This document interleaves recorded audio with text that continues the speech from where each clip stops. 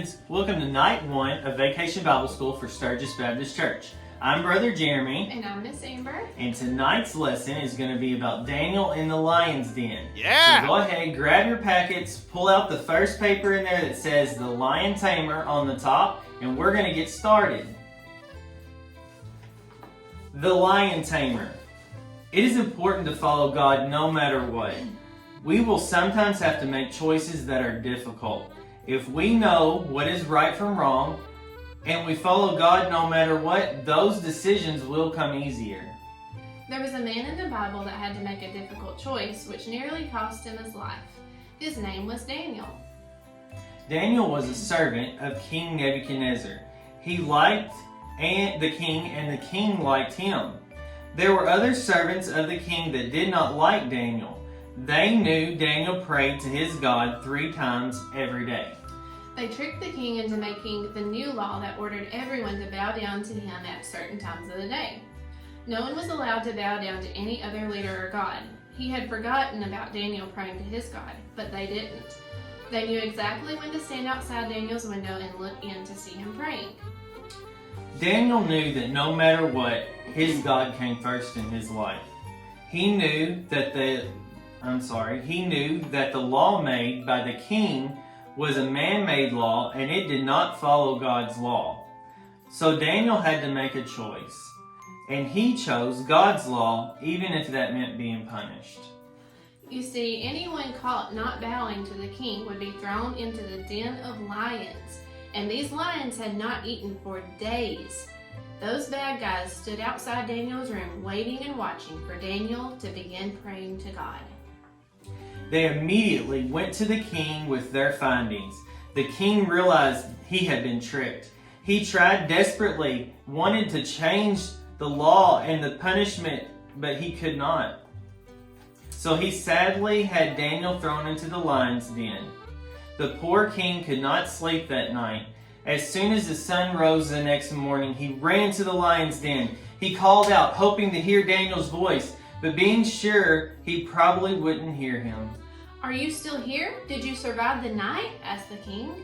My God sent his angel to close the lion's mouth. They didn't harm me, said Daniel.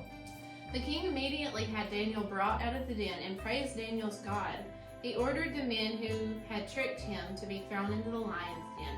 The king then commanded that everyone was to worship and honor the God of Daniel. Someday, boys and girls, we may have to make the decision to follow God's law or man's law. Our country has many laws, and some of them do not follow God's law. So far, we are not punished like the Bible day people were, but that day may come when we will be. It is important for us to know ahead of time that what we will decide to do. Will you follow man or will you follow God? The choice is yours. Our memory verse for today is Joshua 23:10. 1 man of you shall chase 1,000. For the Lord our God, He it is that fighteth for you, as He hath promised you. Make sure that you quote that, go through the verse 3 or 4 times, and then turn your paper over and fill in the blanks on the back, and we'll come back with you for the answers. Alright, did you get those answers? Let's see how you did. Joshua 23:10. The first one is, 1 man of you shall chase 1,000.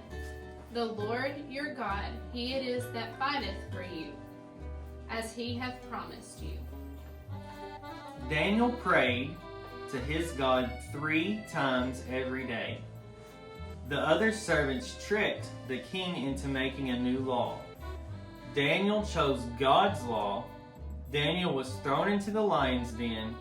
God sent his angel to close the mouths of the lion. They didn't harm Daniel. Like Daniel, we should follow God's law. Alright, now we're going to transition to our crafts.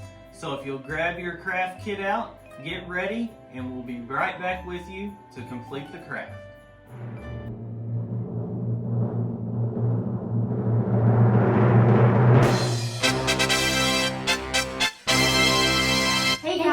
welcome to night 1 of VBS Craft. Today's lesson was the Lion Tamer, and we are going to be making roaring rockets. Wow. So today you have your craft pack that's in your VBS pack that Miss Erin has in hand, and what you'll need is 2 items from your house. You'll need a pair of scissors and some tape.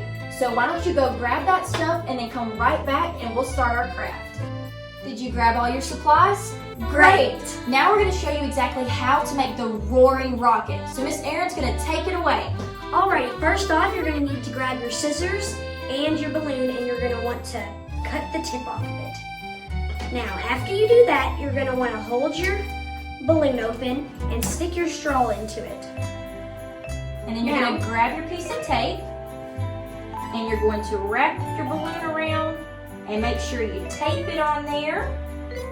And then Miss Erin's going to test out to make sure the balloon blows up with a straw. So go ahead and do that for us, Miss Erin. Alrighty. So we may need a little extra tape just to make sure it's taped down, but that's all right. We're going to make sure this rocket can fly. All right, so let's get that tape. All right, so try it one more time. Alright, let's try this again. Much better. So now we're going to put on the 3 wings on the bottom of the straw. So what you'll need is tape again, and you'll take the larger side of your wing and you'll take a piece of tape. Now when you do this, make sure you put it on the very end of it, okay? That way it sticks. That's right. That way you can stick it on there and wrap it around. So what you'll do is put it on there, wrap the tape around, and then you'll put the other 2 on there. Did you tape your wings on your straw? Awesome sauce! So make sure you left a little bit of room so you can put your mouth on it to blow up your balloon. So now you're ready to fly your roaring rocket. All right, Miss Erin, let's blow them up and let's let them fly. Alrighty.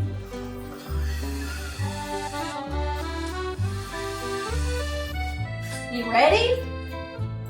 Ready. Here we go! Woo! How awesome is that? Y'all let us know if your rockets worked and tell us all about it. Now we'll be back tomorrow night with craft number 2. Can't wait to see you guys. Have a good night. Bye.